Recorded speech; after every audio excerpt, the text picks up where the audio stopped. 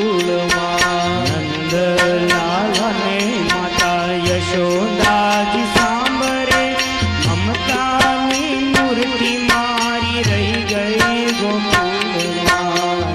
નંદલાલાની માતા યશોદાજી સાંભળે મમતાની મૂર્તિ મારી રહી ગઈ ગોકુળ. રાધાજીને એટલું કે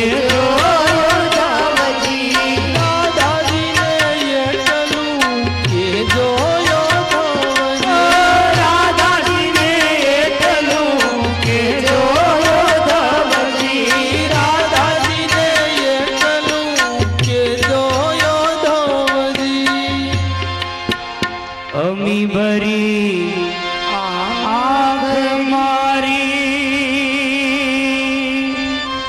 રહી ગઈ ગોકુળમાં. નંદલાલાની માતા યશોદાજી સાંભળે મમતાની મૂર્તિ મારી રહી ગઈ ગોકુળમાં. મમતાની મૂર્તિ મારી રહી ગઈ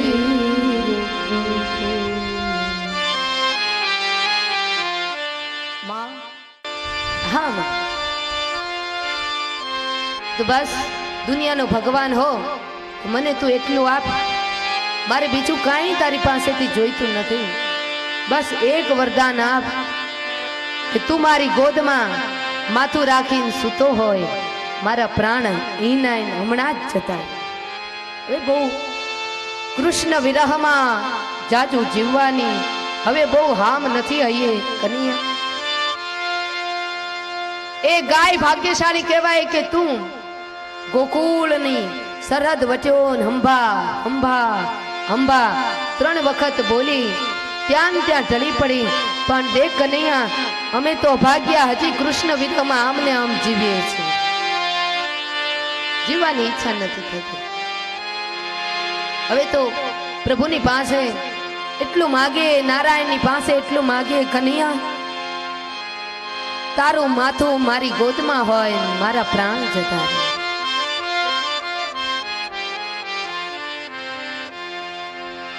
શું વ્રજવાસીઓનો પ્રેમ છે મેરે ભાઈ. ઉદ્ધવજીએ હાથ જોડી નંદ બાબાને કહ્યું આવડી મોટી દ્વારિકા નોકર ચાકરો કામ કરે, નંદ બાબા આવી જાઓ ને દ્વારિકા.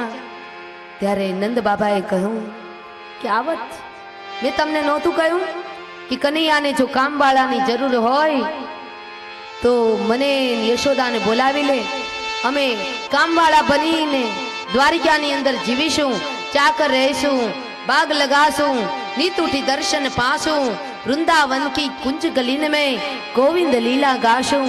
पण तरत वच्चे यशोदा बोल्या कि मैं द्वारिका आवीए पण द्वारिकानी भूमिमां कन्हैयाए जे लीला करी ए भूमि तो नहीं होय ने.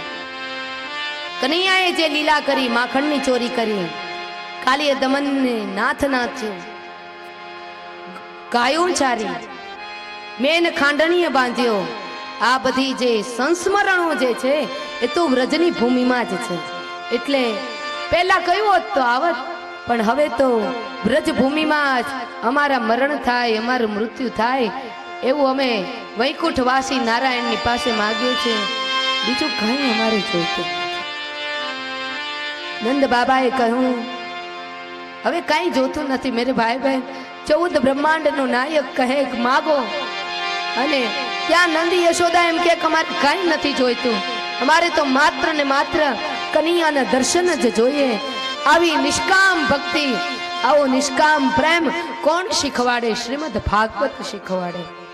अने मेरे भाई बहन जेने भगवान माथे क्यारे आंखमां आंसू नथी आव्या ने ए आंख आंख नथी पण मोरना पीछामां लागेली छापो बराबर छे. सावधान. જ્યારે કોઈ પણ જીવ એ પરમાત્મા માટે રડે છે ને ત્યારે એનું હૈયું પવિત્ર બને છે. પાવન બને છે. મનના પાપ ક્યારે ધોવાય? ભગવાન માટે જ્યારે આપણે આંસુ સારીએ, ભગવાન માટે આપણી આંખોના ખૂણા ભીંજાય, ત્યારે આપણું હૃદય પવિત્ર બને છે, પાવન બને છે. નંદ બાબાએ યશોદાએ ભગવાને ઘણી પ્રાર્થના કરી, કરજોડી વિનંતી કરી કે તમે કહેતા હો તો મારી ચામડી ઉતરીને આજ તમને પગની અંદર પગરખા પહેરાવું. નંદ બાબાને યશોદાને કહ્યું. નંદ બાબા કે કાંઈ જોતું નથી, જોઈએ છે એક તું. તારામાં તારે જો આપવું હોય તો આવી જા ગોકુળમાં પાછો, બાકી અમારે કઈ નથી જોઈતું. मेरे भाई बहन, દેવકીએ કનૈયાને જન્મ આપ્યો, યશોદાએ એને મોટો કર્યો કનૈયાને. પણ મેરે ભાઈ બહેન, દેવકીના પ્રેમ કરતા યશોદાનો પ્રેમ બહુ ચડિયાતો દેખાય છે. શ્રીમદ ભાગવતજીની અંદર દેવકીના પ્રેમ, દેવકી ભલે કનૈયાની જન્મદાત્રી જનેતા છે, પણ દેવકીના પ્રેમ કરતા યશોદાનો પ્રેમ બહુ ચડિયાતો દેખાય છે. દેવકીનો પ્રેમ થોડોક સ્વાર્થી પ્રેમ છે. દેવકીને પૂછ્યું ભગવાને કે માગો માં, તમે મારી જનિતા છો, તમને શું આપું? આજ સૂર્યગ્રહણ છે, દીકરાએ કંઈક માને આપવું જોઈએ, શું આપું? ત્યારે દેવકીએ કહ્યું કે જો દીનાનાથ દ્વારિકા વાળા, તમે ગુરુ નો પુત્ર પાછો લઈ આવી આપ્યા, એ રીતને કંસે જે મારા દીકરાઓને મારી નાખ્યા છે ને, એ દીકરાઓ એક વખત મને માં કહીને બોલાવે, એવી હું ઈચ્છા રાખું છું. ભગવાન મૃત્યુ યમલોકની અંદર ગયા અને 6 દીકરાને જેને મારી નાખ્યા હતા, ભગવાનથી મોટા 6 ભાઈઓ દેવકીના ઉદરેથી જેટલા જન્મ્યા ને, કંસે જે મારી નાખેલા ને, એને બધાને લઈ આવ્યા અને પોતાની જનિતા દેવકીની ઈચ્છા પરિપૂર્ણ કરી. પણ દેવકીએ માગી લીધું. નંદી યશોદા કહે અમારે કંઈ જોતું નથી. તો મેરે ભાઈ બહેન, આ જગતની અંદર માગનારો મોટો નહીં, આપનારો મોટો છે. એટલે ભગવાન શ્રી કૃષ્ણ કરતાય મને જો કોઈ પૂછે કે આ જગતની અંદર કોણ મોટું છે, તો મેરે ભાઈ બહેન, ભગવાન શ્રી કૃષ્ણ કરતા વ્રજવાસીઓ મોટા છે, નંદ અને યશોદા મોટા છે. ભગવાનને પ્રણામ કરો એ તો બરાબર છે, ભગવાન ભગવાન જ છે, પણ ભગવાન કરતા ભગવાનના એ વ્રજવાસીઓ, ભગવાનના ભક્તો મોટા છે. સુંદર મજાની કથા બતાવી સૂર્યગ્રહણની. ત્યારબાદ સુભદ્રાજીની કથા બતાવવામાં આવે છે. મેં કહ્યું ને, સુભદ્રાજી કોણ છે? દ્વારિકા નાથના નાના બહેન છે. મેરી પ્યારી પ્યારી બહેના, મેરી છોટી છોટી બહેના, એ ભગવાન દ્વારિકા નાથના બહેન સુભદ્રાજી ઉંમર લાયક થયા એટલે દાઉજી મહારાજ, મેં સવારના સત્રમાં કહેલું કે દાઉજી મહારાજ ને દુર્યોધનની સાથે બહુ બને છે, એટલે દાઉજી મહારાજ પોતાની નાની બહેનનું સગપણ દુર્યોધનની સાથે નક્કી કરીને આવ્યા. અને આ બાજુ કનૈયાને બોલાવ્યો. કનૈયા અહીંયા આવો, અહીંયા આવો, આપણી બેન ઉંમર લાયક થઈ છે, એટલે હવે મૂર્તિઓ શોધવું પડે. તો કનૈયાએ કહ્યું હા હું કહું છું મૂર્તિઓ શોધવું પડે. હવે તો બેનના આપણે સરસ મજાના પીળા હાથ કરીશું અને બેનને હેમખેમ રીતે સરસ રીતના ઉત્સવ ઉજવી બેનને સાસરી વિદાય કરીશું. પણ મૂર્તિઓ શોધ્યો. દાઉજી મહારાજ કે હા. બોલે કોણ? તો કે ઓલું દુર્યોધન. અને દુર્યોધનનું નામ સાંભળ્યું તો ભગવાનને જાણે એરંડિયું પીતું એ મોં બગડી ગયું. શું કામ? દુર્યોધનના ઘરમાં મારી બહેન હોય, એ પાપીના ઘરમાં મારી બહેન હોય. અને જ્યાં સાંભળ્યું પેલી સુભદ્રાજી એ જે કમાડ હતી ને, કમાડના પાછળના ભાગમાં છુપાઈ અને સાંભળતી હતી કે મારા મોટા ભાઈ તો મારું સગપણ નક્કી કરી આવ્યા છે. પેલા દુર્યોધનની સાથે જે મોં બગાડી અને રડતા રડતા ભાગ્યા. તો મેરે ભાઈ બહેન, ભગવાન શ્રી કૃષ્ણને એના બેન બહુ વાલા છે. ભગવાન કૃષ્ણ સુભદ્રાજીની પાછળ ભાગ્યા અને સુભદ્રાજી નું જે મહાલય હતો, મહેલ હતો, ત્યાં જઈ અને બેન હિપકા ભરી ભરીને રડવા લાગી. માથા ઉપર હાથ પહેર્યો, બેનના ખભે હાથ મૂકી ઊભા કર્યા અને હૃદય ચાપ્યા. કહ્યું મારી લાડકડી બેન, મારી પ્યારી પ્યારી બહેન, તને કઈ વાતનો વાંધો આવ્યો તો આટલી બધી રડે છે? તો કે ભૈયા ગમે તે થાય પણ દુર્યોધનની સાથે લગ્ન તો નહીં જ કરું. તો ભૈયાએ કહ્યું, હુંય કહું છું દુર્યોધનની સાથે તો તારા લગ્ન થવા જ ન જોઈએ. બોલ, તને કોઈ મૂર્તિઓ પસંદ આવી ગયો છે? તો કે હા. કોણ? તો કે આપણી ભોઈબા નો દીકરો. બોલ બોલ, આગળ બોલ. કોણ? અર્જુનજી. ઓહો, ભગવાનજી કે અર્જુનજીની સાથે તારા લગ્ન પાકા કરાવી દો. પણ કે આ મોટા ભાઈ માને તો થાય ને? એ માની જશે ને માને તો કંઈક હું કતી કરીશ, ગમે તે રસ્તો કાઢીશ. પણ તારા લગ્ન હું તને, તે મને રાખી બાંધી છે ને, તો રક્ષાબંધને નો તને અગાઉથી તને વચન આપું છું, જા તારા લગ્ન હું અર્જુનજીની સાથે જ કરાવીશ. અને આ બાજુ અર્જુનજીને ભગવાને ક્યાં મોકલાવ્યું કે અર્જુન તારે એક કામ કરવાનું છે. બોલે શું? તો કે અમારું દ્વારિકા નગરી છે ને, એ દ્વારિકા નગરીના દુરાઈમાં એક જંગલ છે, એ જંગલની અંદર તારે ધૂણી દખાવીને બેસવાનું. પછી ત્યાં દ્વારિકાના લોકોને હું જ મોકલીશ, અને પછી એ દ્વારિકાના લોકો આવશે, તારે એને ભસ્મ આપવાની, ભભૂતિ આપવાની, તારે એને થોડી ચમત્કારની વાતો કરવાની, સત્સંગની વાતો કરવાની, આમ તારે બધા પ્રત્યે શ્રદ્ધા ઉત્પન્ન કરવાની, અને પછી આગળની બાજુ હું સંભાળી લઈશ. અર્જુનજી કે મારે બાવો બનવાનું? તો કે હા, બનવું પડે. અર્જુનજી એ નકલી દાઢી, નકલી જટા નાખી, ત્રિપુંડ તાણ્યું, કુંડાળ ચીપિયો ખખડાવ્યો, ધૂણી દખાવી, દ્વારકાના નગરની બાજુમાં જ જે જંગલ હતું એમાં આવીને બિરાજ્યા, આસન જમાવ્યું. અને દ્વારકા લોકોને તો ખબર પડી કે મારા શ્રી આવ્યા છે ને કોઈ ભસ્મ આપે છે ને ભભૂતિ આપે છે ને કોઈના તાવ તરિયા જતા રહે છે ને કોઈનું કંઈ જતું રહે છે. મને ઘણા પૂછે, એક તમે કે કંઈ અમારું જોઈ આપો છો? હું કાંઈ જોતી નથી હો. કોઈ મહેરબાની કર, કોઈને શરીરના સાંધાના દુખાવો હોય, કેડના દુખાવા હોય તો ડોક્ટરની સલાહ માંગવી. મેરે ભાઈ બહેન, એવી અંધશ્રદ્ધામાં ન રહ્યો. હા, બાકી માનસિક રોગ હોય તો એના શંકાનું સમાધાન વ્યાસપીઠ કરી શકે, પણ શરીરના રોગો હોય તો એ મટાડવા માટે તો આપણે ડોક્ટર પાસે જ જવું પડે. અંધશ્રદ્ધામાં ન રહેવું મેરે ભાઈ બહેન. અને હું એવી અંધશ્રદ્ધામાં માનતી નથી. મને કથા સિવાય બીજું કાંઈ આવડતું નથી. હું તમને ચોખ્ખું કહી દઉં, કેવાય નહીં પણ તમને કહું, સોય પકડતા મને નથી આવડતું. તમે મારા નજીકના થઈ ગયા, તમારા પ્રત્યે પ્રેમ વધ્યો, નહીતર પોતાની દુખતી નસ ક્યારે ન કહેવાય, પોતાની કમજોરી ન કહેવાય. પણ જ્યાં તમે મારા પોતાના થઈ ગયા પછી તમારી પાસે કહેવાનો વાંધો નથી, પણ કથા સિવાય મને બીજું કાંઈ આવડતું નથી. એક સારામાં સારી રસોઈ બનાવતા આવડે, એ બધું આવડે, એમાં ના નહીં. પણ આવું બધું જોવું, ચમત્કાર, આ બધું ઘણા ઘણા ભક્તજનો તે તમે કઈ જાણો છો? હું કઈ જાણતી નથી. હું મારા હનુમાનને જાણું છું, બીજું કઈ નથી જાણતી. મને એક મારા જીવનનો એક શોખ છે, એક મારી માળાને હું જાણું. મને કોક એમ કે 6 કલાક અહીંયા બેસીને માળા જપો મને કોઈથી કંટાળો ન આવે.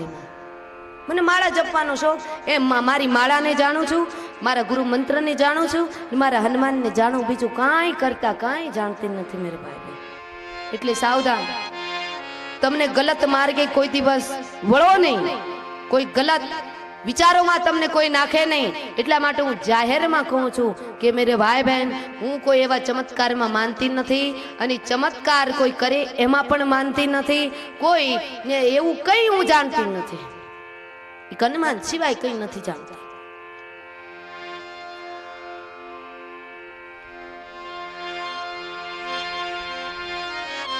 અર્જુનજી બાવો બન્યા, મહાત્મા બન્યા. હવે દ્વારકાથી બધા ભક્તજનો અને આ પંથકના લોકો તો બહુ ભોળા ને. અત્યારે આટલું વિજ્ઞાન આગળ વધ્યું છે, છતાંય તમે આટલા ભોળા છો, તો કૃષ્ણના સમયમાં આ પંથકના ભક્તજનો કેટલા ભોળા હશે એનો નજર અંદાજો કરો. અને એ ભોળા લોકો બધા અર્જુનજીની પાસે જવા લાગ્યા. અર્જુનજી ચપટી ભસ્મ આપે, બધા રાજી રાજી થાય. કોકના તાવતરિયા પણ જવા લાગ્યા. શ્રદ્ધા મોટી વાત છે ને, તાવતરિયા જવા લાગ્યા. કોઈને રોગમાંથી મુક્તિ મળવા માંડી. આ રીતના અર્જુનજી જ્યાં આસન જમાવીને વોલ્યુમ ઓછું થઈ ગયું ભાઈ અર્જુનજી જ્યાં આસન જમાવીને બેઠા હતા ત્યાં ને ત્યાં મેરે ભાઈ બહેન એટલી લોકોની ભીડ વધી અને આ વાતની જાણકારી દાઉજી મહારાજને થઈ દાઉજી મહારાજ પણ એ મહાત્માના દર્શન કરવા માટે ત્યાં મહાત્માની કુટિયા ઉપર ગયા પણ એ ઓળખી ન શક્યા કે આ મારા સગા ફોઈનો દીકરો અર્જુન છે દાઢી બાઢી લગાવીને બેઠા હતા એટલે ઓળખી ન શક્યા પછી ત્યાં મહાત્માને જઈને કહ્યું તમે મારી ઘરે પધરામણી કરશો તો અર્જુનજીએ કહ્યું આવીશ ને કનૈયાને જઈને વાત કરી કનૈયા તારો રથ આપને બોલે રથને શું કરવો છે તો કે એમાં એક દ્વારિકાના જંગલમાં જે મહાત્માએ આસન જમાવ્યું છે ને એની આપણા ઘરે પધરામણી કરાવી છે ચલાવી ન લઈ આવે એટલે પધરામણી કરાવવાની છે કનૈયો કે એ રથ તો હરણીયો રથ છે એમાં મેં કેટલી કન્યાઓના અપહરણ કર્યા છે એ રથની અંદર જે મહાત્મા બેસશે ને તેની બુદ્ધિ ભ્રષ્ટ થઈ જશે એ રથમાં ન લઈ આવે તો કે નહીં મારા રાજ્યની અંદર આવીને એવા કોણ મહાત્માની હિંમત છે કે મારા રાજ્યમાં આવીને મારી રાજ્યની બેન બેટીનું અપહરણ કરીને ભાગી જાય તો એને જીવતે જીવતો પાતાળમાં ચાપી દો કનૈયો કેમ તો લઈ આવો જાઓ રથની અંદર પધરામણી કરાવી મહાત્માજીને રથની અંદર બિરાજમાન કર્યા મહાત્માજી કોણ હતા સાધુ વેશે અર્જુનજી જ હતા મહાત્માજી પધાર્યા અને ત્યાં પધરામણી થઈ ત્યાં તો અબીલ ગુલાલની છોડો ઉડવા લાગી ઢોલ નગારા વાગવા લાગ્યા જાજ પખાજ વાગવા લાગી અને મેરે ભાઈ બહેન આ પંથકની અંદર આજ પણ એ પરંપરા છે કે જ્યારે પોથી યાત્રા પધારે ત્યારે તબલા બાંધ્યા હોય આગળના ભાગમાં ફાળિયાથી હાર્મોનિયમ વાગતા હોય જાંજ પખાજ વાગતા હોય આપણી પ્રાચીન પરંપરા છે આવી પરંપરા 50 વર્ષ પછી જોવા નહીં મળે બહુ સુંદર મજાની વંદનીય પરંપરા છે એટલે આ પંથકની અંદર જ્યારે કથા હોય ને ત્યારે હું કહું બેન્ડ વાજા નહીં મગાવતું ચાલશે પણ આ કીર્તન મંડળિયા વાળાને ગમે ત્યાંથી બોલાવી લો અને પોથીજીની પધરામણી થાય ત્યારે આ જ રીતના પધરામણી થવી જોઈએ તો એ સાધુ વેશે જે અર્જુનજી હતા એમની પધરામણી થઈ અને બધા ગાવા લાગ્યા શું શેરી વળાવી સજ કરો બાપુ આવો શેરી વળાવી સજ કરો બાપુ આવો ને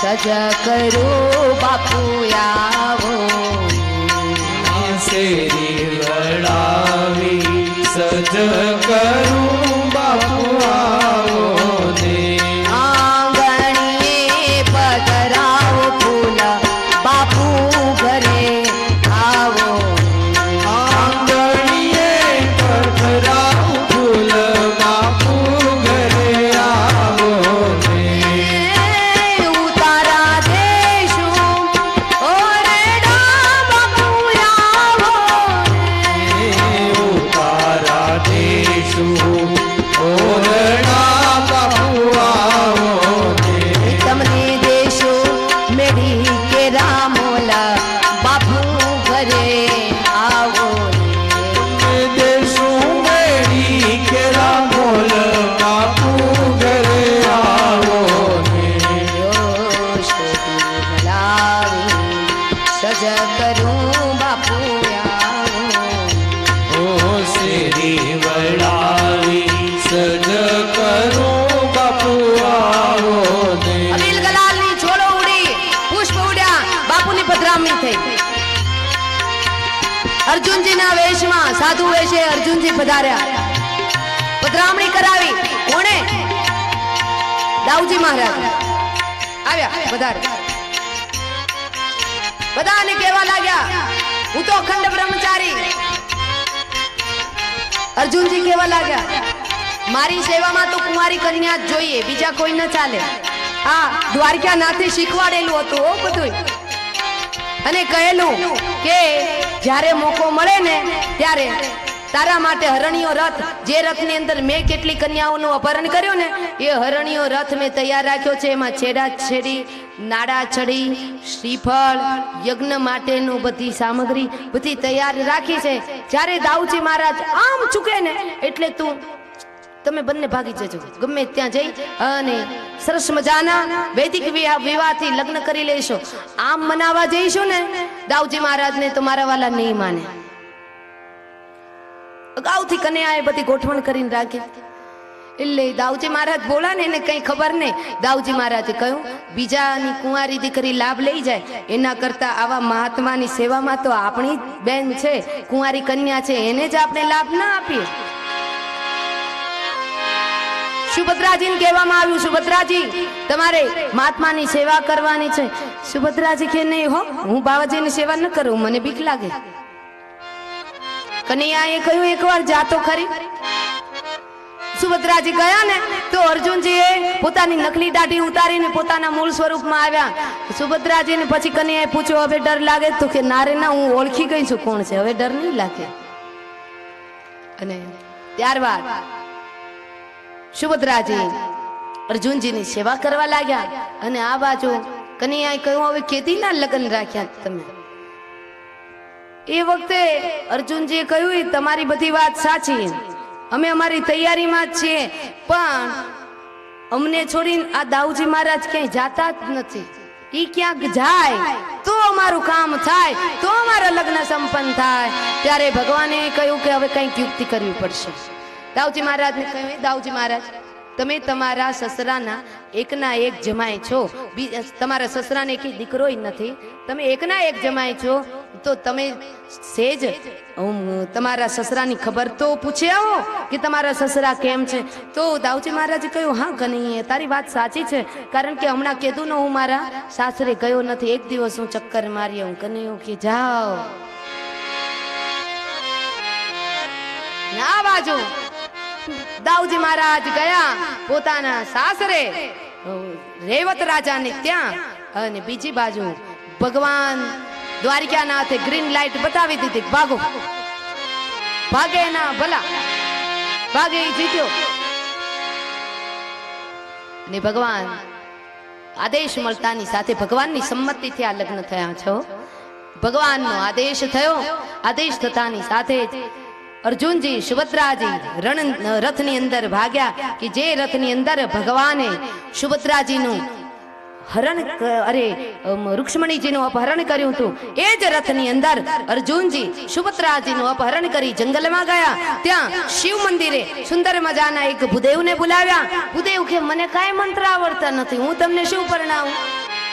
તો કે કઈ વાંધો નહીં, તમે ખાલી સ્વસ્તિ કલ્યાણ કહેશો ને બ્રાહ્મણના વચને સૂરજની સાખે બધું બરાબર થઈ જશે. યજ્ઞ પ્રગટાવો, તમે અમને જે કહેશો એ બરાબર. અને એ ભૂદેવે માંડ માંડ ખરી અને અર્જુનજી સુભદ્રાજીના લગ્ન વિધિસર સંપન્ન કર્યા. આ બાજુ દાઉજી મહારાજ આવ્યા. ત્યાં તો નગરની બહાર જ ખબર પડી કે દાઉજી મહારાજ તમે જે સાધુ મહાત્માને લઈ આવ્યા હતા ને ઈ જ તમારી બહેનનું અપહરણ કરીને ભાગી ગયા છે. અને દાઉજી મહારાજ હળ મુશળ ફેરવતા ફેરવતા કનૈયા ઓ કનૈયા, કનૈયા ઓ કનૈયા, ક્યાં ગયો ઓલો સાધુડો? એને આજને આજ પતાવી નાખું, પાતાળમાં ઉતારી નાખું, એને જીવતો ન રહેવા દઉં. કનૈયો કે શાંત શાંત શાંત, જે થવાનું હતું ભાઈ થઈ ગયું, એનું કોઈ વસવસુ ન. કનૈયા આપણી બેનનું અપહરણ કરીને એ સાધુડો જતો રહ્યો ને તો આટલો શાંત થઈને બેઠો છો, તને શરમ નથી આવતી? શરમ તો શું ભાઈ આવે, પણ જે થવાનું હતું એ થઈ ગયું. દાઉજી મહારાજ હું તમને એક પ્રશ્ન પૂછું? બોલે શું? તમે થોડીક ધીરજ ધારણ કરો તો તમને કહું, બાકી તમે આટલા બધા ગુસ્સામાં હો તો હું તમને કઈ રીતના વાત કરું?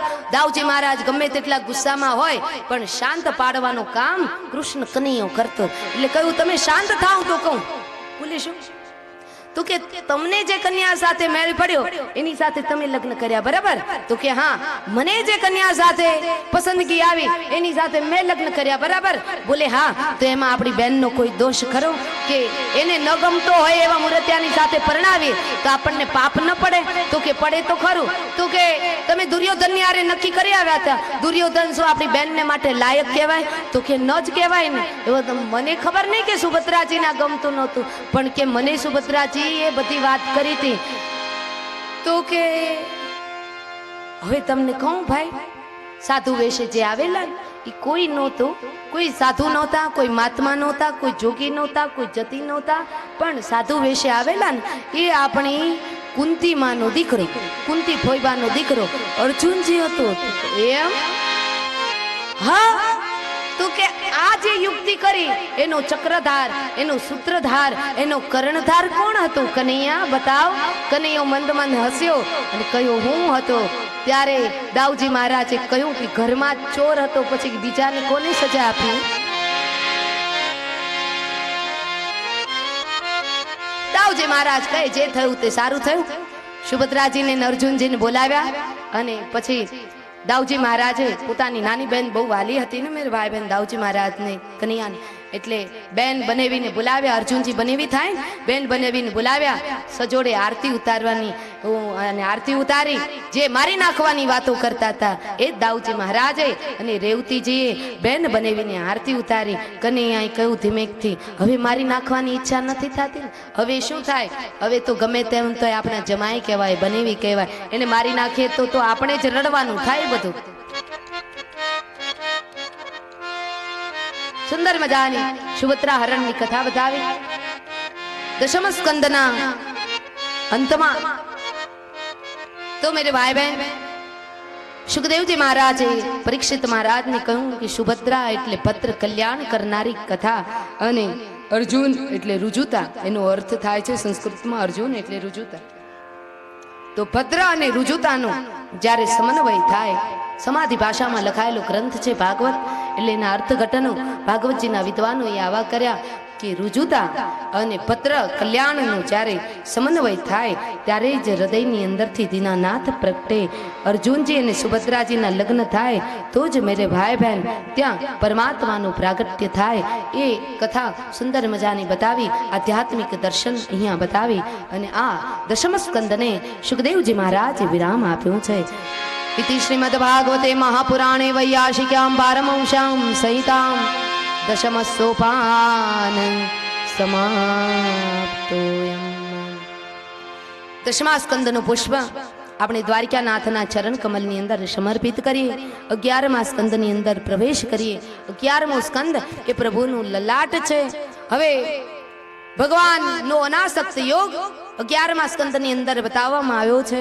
હવે ભગવાનનું પૃથ્વી ઉપરનું અવતાર કાર્ય સંપન્ન થયું, પરિપૂર્ણ થયું. બધા દેવતાઓ કહેવા લાગ્યા, હવે દ્વારકાનાથ, દીનાનાથ, હવે તમારું કાર્ય બધું પૂર્ણ થયું છે, હવે જલ્દી તમે સ્વધામ ગમન કરો, દેહોત્સર્ગ કરો અને બ્રહ્મલોકની અંદર પાછા પધારો, વૈકુંઠ લોકની અંદર પાછા પધારો. ભગવાન કે ભૂભારને મેં હર્યો, પણ હજી એક કામ બાકી છે અને એ કામ મારે મારા જ વંશનું નિકંદન કાઢવાનું છે, પૂરું કરવાનું છે મારે મારો વંશ.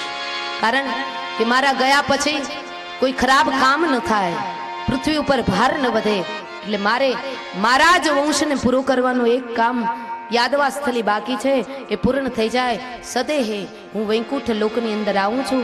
દેવતાઓની બધી વાત જણાવી દીધી છે. હવે યાદવોના ક્ષયરૂપી એક કામ બાકી, પણ ભગવાન વિચાર કરે કે નંદી યશોદાનો તો નિષ્કામ ભાવથી ભક્તિ કરી એટલે એનો મોક્ષ થઈ જ ગયો, જીવતા મોક્ષ થઈ ગયો. પણ હજી છે ને વસુદેવ દેવકીજી ભગવાન કૃષ્ણને ઓળખી નથી શક્યા. ભલે એનો દીકરો છે, ઓળખી નથી શક્યા. બીજું ભાઈ બહેન જેટલા નજીકમાં હોય ને એટલા ઓળખી ન શક્યા. ઘણા ઘણા ઘરની એક છતની નીચે રહેતા હોય પણ પોતાના પત્નીને પતિ ન ઓળખી શકે, પતિને પત્ની ન ઓળખી શકે, મા બાપને દીકરો ન ઓળખી શકે, દીકરાને મા બાપ ન ઓળખી શકે. ક્યારેક આવું બની શકે, ગેરસમજમાં આવું બની શકે. તો ભગવાન શ્રી કૃષ્ણએ પોતાના માતા પિતા એવા વસુદેવ દેવકીનો ઉદ્ધાર થાય, એને મોક્ષ મળે ને, પોતે સ્વધામમાં પધારે એના પહેલા એના મા બાપની મોક્ષ પ્રકરણની આ કથા બતાવવામાં આવી કે વસુદેવ દેવકીજીના મોક્ષ માટે થઈ અને ભગવાન દ્વારકાનાથે નારદજી ને નવ યોગેશ્વરને બોલાવ્યા છે.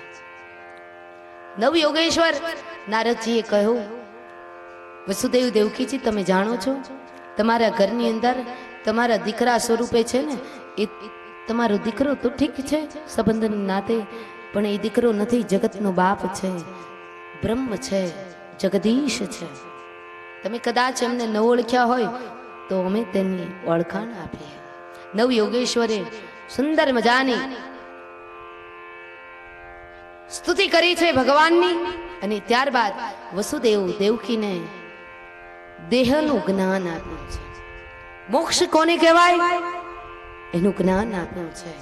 આદિ સત્સંગ કર્યો. મેરે ભાઈ બહેન, કોઈ પણ વ્યક્તિ હોય પણ એક કદાચ ભગવાનના માતા પિતા હોય પણ એનું સત્સંગ વગર આ જગતની અંદર ક્યારેય કોઈ દિવસ કોઈનું કલ્યાણ થયું નથી અને થવાનું નથી.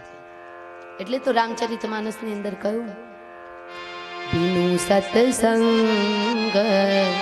વિવેક ન હોય, બિનું સત્સંગ વિવેક ન હોય, બિનું સત્સંગ વિવેક ન હોય, બિનું સત્સંગ વિવેક ન હોય, રામ કૃપા બિનું સુલભ ન સોઈ, રામ કૃપા વિનું સુલભ ન સોઈ, રામ કૃપા બિનું સુલભ ન સોઈ, રામ કૃપા વિનું સુલભ ન સોઈ, સત્સંગ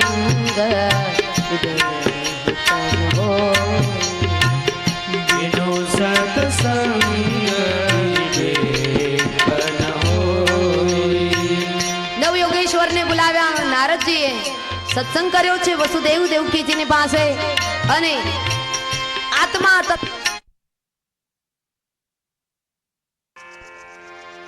બોલે ભાગવત ભગવાન કી જય શ્યામ સુંદર શ્રી અમને મહારાણી કી જય.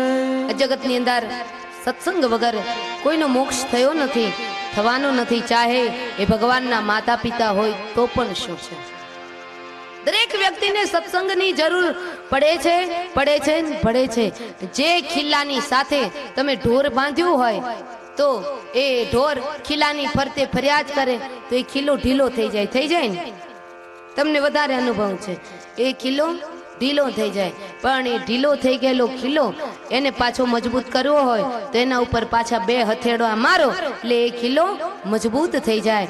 એમ દરેક વ્યક્તિ જ્યારે રસ્તો ચૂકી જાય, કથા સાંભળ્યા એને ઘણો દિવસ વ્યતીત થઈ જાય તો મેરે ભાઈ બહેન, એના મનરૂપી ખીલો એ ચંચળ બની જાય.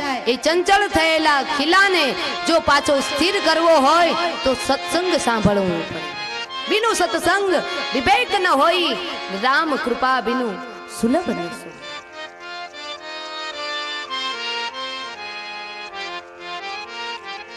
વસુદેવ દેવકીજીનો ઉદ્ધાર થયો, મોક્ષ થયો છે. અને ત્યારબાદ મેરે ભાઈ બહેન, હવે ભગવાન શ્રી કૃષ્ણની આ ભગવાને સોનાની નગરી વસાવી, પણ હવે બધું પાથર્યું હતું ને એ હવે ધીમે ધીમે સંકેલવા માંડ્યા છે. કોઈને ખબર નથી પડી એ રીતના સંકેલવા માંડ્યા છે. મેરે ભાઈ બહેન, તમે ખૂબ આગળ વધજો, ધન ધાન્ય સંપત્તિ ખૂબ ખમાજો, પણ અમુક અવસ્થા આવે ને પછી આપણું જે પાથરેલું હોય એ સંકેલવાનું કામ કરવું જોઈએ. ભગવાને હવે સંકેલવાનું કામ, પોતાની જે ઐશ્વર્ય, જે કંઈ સંપત્તિ, જે કંઈ હતું એ હવે ધીમે ધીમે પોતાની અંદર ભેગું કરવાની, સમાવિષ્ટ સંકેલવાની વૃત્તિ અપનાવી છે. કોઈ જાણી નથી શક્યું ભગવાનની આ લીલાને, પણ અંતરંગ સખો, કનૈયા જેવો જ વર્ણ, કનૈયા જેવું જ સ્વરૂપ, કનૈયા જેવો જ શૃંગાર, અને કનૈયાના સગા કાકાનો દીકરો ભાઈ એવા ઉદ્ધવજી મહારાજની ખબર પડી ગઈ કે હવે ભગવાન કંઈક ન કરવાનું બીજું વર્તન કરે છે. એટલે મેરે ભાઈ બહેન, એક દિવસ દ્વારિકાના સિંહાસન ઉપર બેઠા છે, એકદમ પોખ મૂકીને ચરણોમાં ઢળી પડ્યા અને રડી પડ્યા છે કે ભગવાન, હવે તમારી જે કંઈ પ્રવૃત્તિ છે ને એના ઉપરથી મને એવું લાગે છે કે તમે મને છોડી ન જતા રહેતા. તમારા વગર એક ઘડી પણ હું જીવી શકું એમ નથી. ઉદ્ધવજીએ કનૈયાને કહ્યું છે, ત્યારે દ્વારિકાનાથે કહ્યું કે સુન ઉધો, આ જગતની અંદર કોઈ સાથે આવ્યું નથી, કોઈ સાથે જવાનું નથી. દરેક વ્યક્તિ પોતાનું કર્મ લઈ આવે છે, કર્મ લઈને જાય છે. ભગવાન એવી આત્મજ્ઞાનની વાતો નહીં કરો, મને તો તમારો પ્રેમ જોઈએ. ત્યારે ભગવાન દ્વારિકાનાથે કહ્યું સુન ઉધો, તું એમ કહે છે કે તમે મને સાથે લઈ જાઓ, પણ સાંભળ, તારા જીવન રૂપી કોડિયાની અંદર શ્વાસ રૂપી દિવેલ હજી બાકી છે, અને મારા જીવન રૂપી કોડિયાની અંદર શ્વાસ રૂપી દિવેલ હવે પૂરું થઈ ગયું છે. હવે મારે આ ધરાતલ છોડવાનો વખત આવ્યો. આ વાત કૃષ્ણ કનૈયાએ જ્યારે જણાવીને ઉદ્ધવલાલજી મહારાજ ભગવાનના ચરણ પકડી રડી પડ્યા છે. નહીં પ્રભુ, એવું નહીં બોલો, નહીં પ્રભુ, એવું તમારાથી ન બોલાય, કારણ કે અમે કોના આધારે જીવીશું. ત્યારે ઉદ્ધવજીને ભગવાને કહ્યું સુન ઉદ્ધવ, હું જઈશ પણ મારું શરીર છોડીને જઈશ, પણ મારું સમગ્ર તેજ તો કળિયુગની અંદર શ્રીમદ ભાગવતજીની અંદર પધરાવતો છે.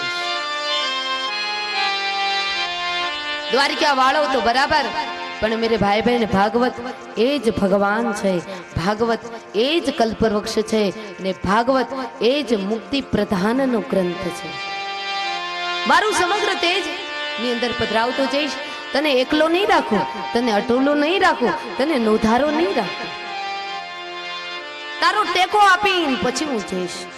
પણ સુનો તો, આ જગતની અંદર એકલા આવ્યા છે, એકલા જવાના છે. પાપ એ લોખંડની સાંકળ છે, પુણ્ય એ સોનાની સાંકળ છે. બેયમાં બંધનમાં તો આવવું જ પડે છે, અને એ બંનેના બંધનમાંથી મુક્તિ અપાવનાર એક નિષ્કામ ભક્તિ છે. માટે જીવનની અંદર હંમેશા નિષ્કામ ભક્તિ કરજે અને મોજમાં રહેજે. ભગવાન દ્વારકાનાથે ઉદ્ધવલાલજી મહારાજને કહ્યું મોજમાં રહેજે. મારા પૂર્વજ યદુ એક વખત જંગલની અંદર ગયા, તો જંગલની અંદર એક બાબા એ પથ્થરનું ઓશિકું, પૃથ્વીનું પાથરણું અને આભનું આભરણ કરી અને સુદાદા બગલની અંદર કૂતરાઓ દબાવ્યા હતા, છતાંય એના મુખારવિંદ ઉપર એટલી મોજ હતી. ત્યારે યદુએ જઈ અને ત્યાં પૂછ્યું કે મહારાજ શ્રી, આપ આટલા બધા આનંદમાં પથ્થરનું ઓશિકું, પૃથ્વીનું પાથરનું, આભનું આભરણ, છતાંય અમે તો રાજમહેલની અંદર આટલા ભોગ વિલાસોની અંદર રહે, છતાંય અમને જે આનંદ નથી એવો આનંદ તમે પથ્થરનું ઓશિકું કરીને સુતા છો, છતાંય આવી મોજમાં છો. મેરે ભાઈ બહેન, એ જોગી મહારાજ કોણ હતા? એ જોગી મહારાજ કોઈ નહીં, એ દત્ત દિગંબર ગિરનારી મહારાજ હતા. બોલીએ દત્ત દિગંબર ગિરનારી મહારાજ કી જય. દત્ત દિગંબર ગિરનારી મહારાજ કી જય. દત્ત દિગંબર ગિરનારી મહારાજ કી જય. અવધૂત ગીતાનો અહીંથી પ્રારંભ થાય છે. 24 ગુરુની કથા શુભારંભ થાય છે. ફરી એકવાર કહું મેરે ભાઈ બહેન, ગુરુ ઘણા બધા હોઈ શકે, જ્યાંથી આપણને સારું જ્ઞાન મળે એ આપણા ગુરુ હોઈ શકે, પણ સદગુરુ તો જીવનની અંદર એક વખત અને એક જ વખત થાય.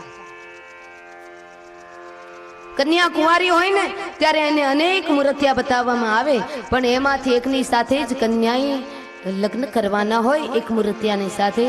બાકી પહેલી વખત થાય એને લગ્ન કહેવાય, બીજી વખત થાય એને લગ્ન ન કહેવાય, એને તો ઘરઘરણું કહેવાય.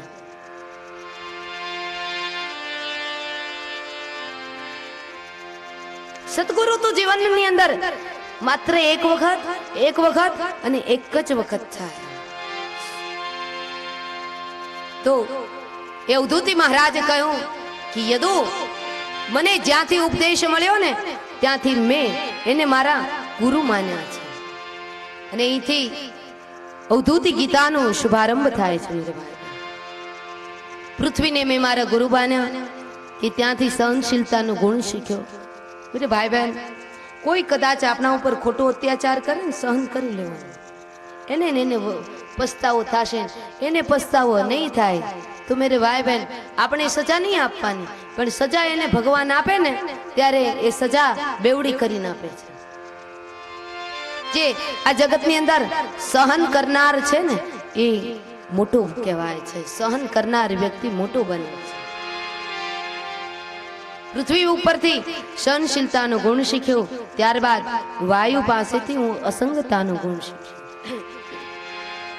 ત્યારબાદ આકાશને મેં મારા ગુરુ બનાવ્યા, એમને પાસેથી સર્વ વ્યાપકતાનો ગુણ શીખ્યો. ચોથા ગુરુ મેં અગ્નિને બનાવ્યા, અગ્નિ પાસેથી પવિત્રતાનો ગુણ શીખ્યો.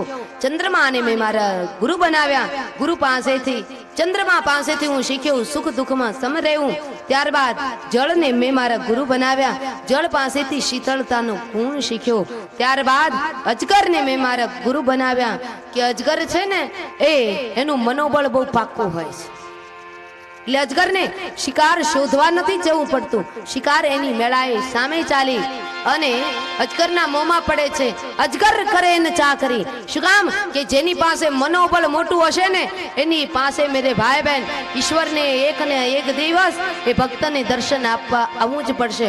પણ ઘણાના મન તો ધજાને પૂછડી જેવા જ હોય, બસ ફરિયાદ કરે, આજે કાંઈ કરે, કાલે કાંઈ કરે, કાલ પરમ દિવસે કાંઈ કરે, ભગવાન ઉપર ભરોસો જ ના હોય. ધજાની પૂછડી જેવા જેના મન હોય ને પ્રભુ ન મળે. ત્યારબાદ ભોલાને મેં મારા ગુરુ બનાવ્યા, કોઈનામાં આસક્તિ રાખવી નહીં. સમુદ્રની મેં મારા ગુરુ બનાવ્યા, કે ક્યારેય કોઈ પણ બાબતમાં છલકાવવું નહીં. મેરે ભાઈ બહેન આ એક ગુણ શીખવા જેવો છે કે કોઈ ગમે એટલા આપણા વખાણ કરે અથવા તો આપણી પાસે ગમે તેટલી સંપત્તિ વધે, પણ ક્યારેય કોઈ દિવસ છલકાવવું નહીં.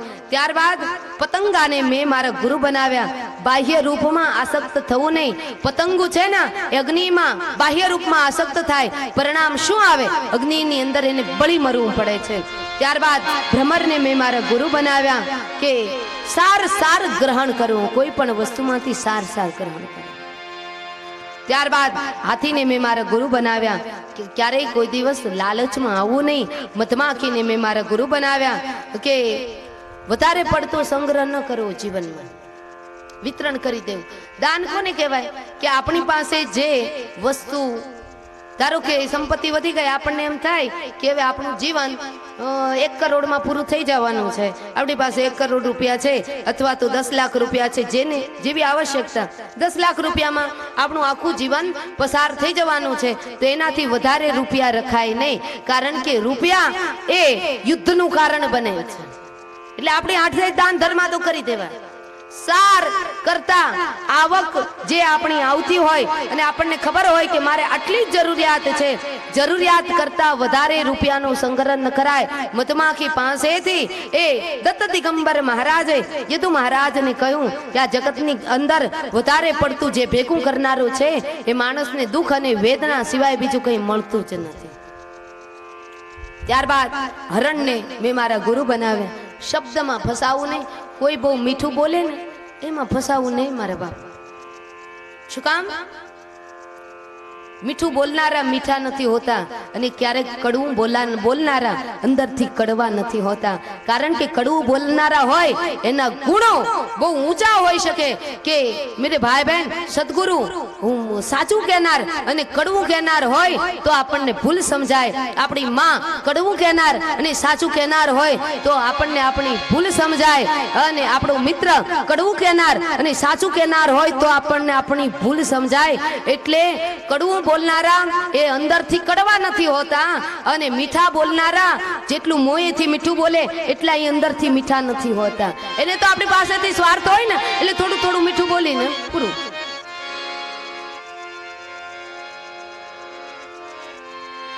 શબ્દમાં ફસાવું નહીં. ત્યારબાદ માછલીને મેં મારા ગુરુ બનાવ્યા, જીભના સ્વાદમાં ફસાવું નહીં. માછલી જીભના સ્વાદમાં ને સ્વાદમાં જાળની અંદર સપેટાઈ જાય છે, લપેટાઈ જાય છે અને આખીરમાં શું પામે છે? મોતનો ઇંજામ પામે છે મેરે ભાઈ બહેન. એટલે સ્વાદમાં ફસાવું નહીં. પણ ઘણાને એક દિવસ નહીં ને એક દિવસ પાઉં પકોડા ખાવાનું મન થતું હોય તો એનું કેમ કરવું? એ ભગવાનની પ્રાપ્તિ કોઈ દિવસ ન કરી શકે. મીઠાના ડાબલા, લસણવાળી ચટણીના ડાબલા ગોઠણની નીચે જ દબાવીને બેઠા હોય ને પાછા જમતા જાય ને ઉપરથી વેરતા જાય.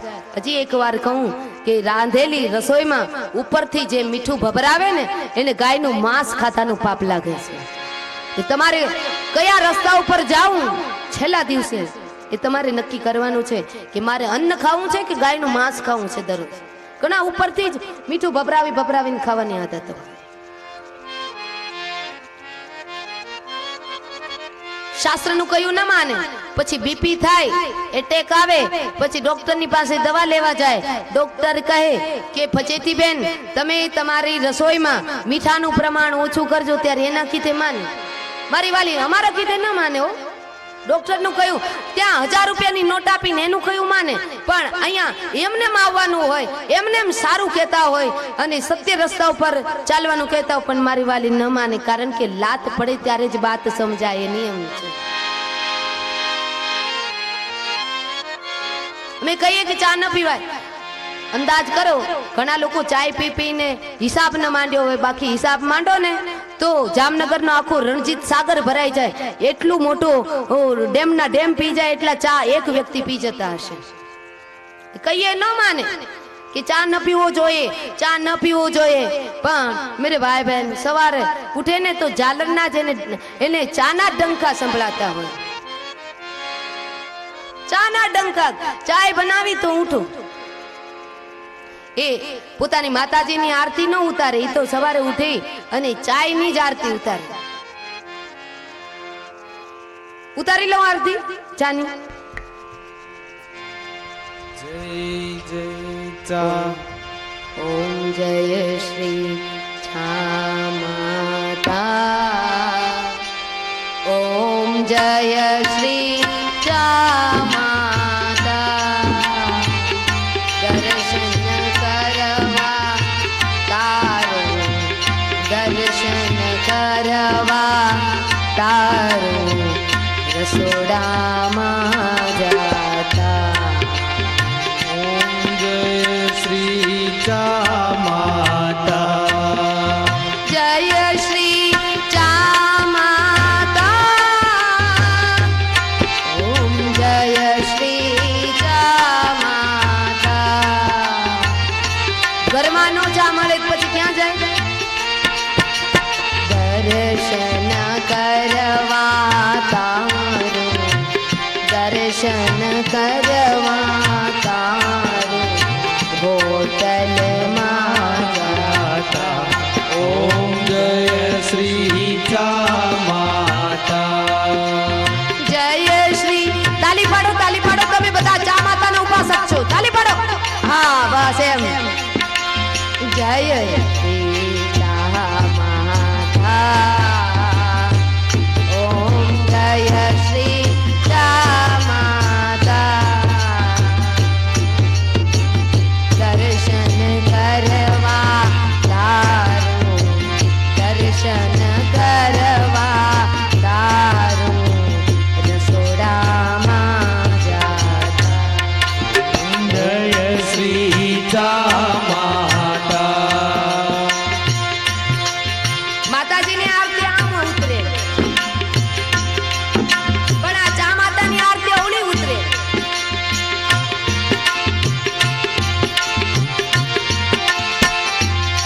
એની આરતી ઓલી જ ઉતરે ને, અને ઓમે ચા ઓલી જ ઉતરે. મેરે ભાઈ બહેન, એ તો જેને વ્યસન હોય એને મીઠી મીઠી લાગે, એના વગર આંખ્યું ન ઉઘડે. પણ એ ચાનું વ્યસન ખોટું કહેવાય. શું કામ? સવારે ઉઠી અને ચાય પીવે, પછી એની નાડીએ નાડીએ ચાય ચડી જાય ને પરિણામ એ આવે કે એક સમય આ શરીર રોગનું ઘર બની જાય. પછી શરીરની અંદર ડાયાબિટીસ લાગી જાય અને પછી ડોક્ટરો કહે કે હવે તમારે ચાને બંધ કરવી પડશે. ત્યારે એ ચાય છોડે, પણ અત્યારે કહીશું તો અત્યારે નહીં છોડે. ડોક્ટર કે છે ને તો ત્યાં 1000 રૂપિયાની નોટ મૂકીને ત્યાં ચાય છોડી આવશે, પણ અહીંયા મારી વાલી નહીં છોડે. છેલ્લો દિવસ છે અને આજ અમાસનો દિવસ છે. જો તમારે મોટું પુણ્યદાન કરવું હોય તો કરી લેજો. ચાનું વ્યસન છોડી દેજો બાપા, જો છોડવાની ઈચ્છા થાય તો.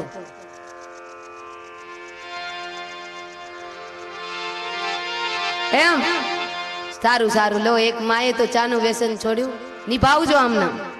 મારા આશીર્વાદ છે કે તમે આમ નિર્વ્યસની બનો. બસ મેરે ભાઈ બહેન, એવું નથી કે કથાની અંદર બધા લોકો સુધરી જાય, પણ કથાની અંદર આટલો મંડપ ભરેલો છે.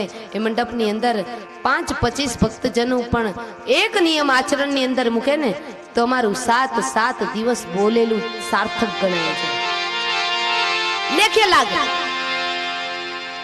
લે અમારા યુવાન ભાઈઓ, યુવાન બેન બેટીઓ, દીકરીઓ જે બેઠી હોય, વડીલ લોકો તો ભલે પિતા કંઈ વાંધો ને, એને 35-40 વર્ષના જૂના વ્યસનો હોય, કદાચ ન છોડી શકે, પણ યુવાન ભાઈઓ બહેનો બેન બેટીઓ જે બેઠી છે ને, મારે ભાઈ બહેન તમે ને હું, આપણે યુવાન કહેવાય.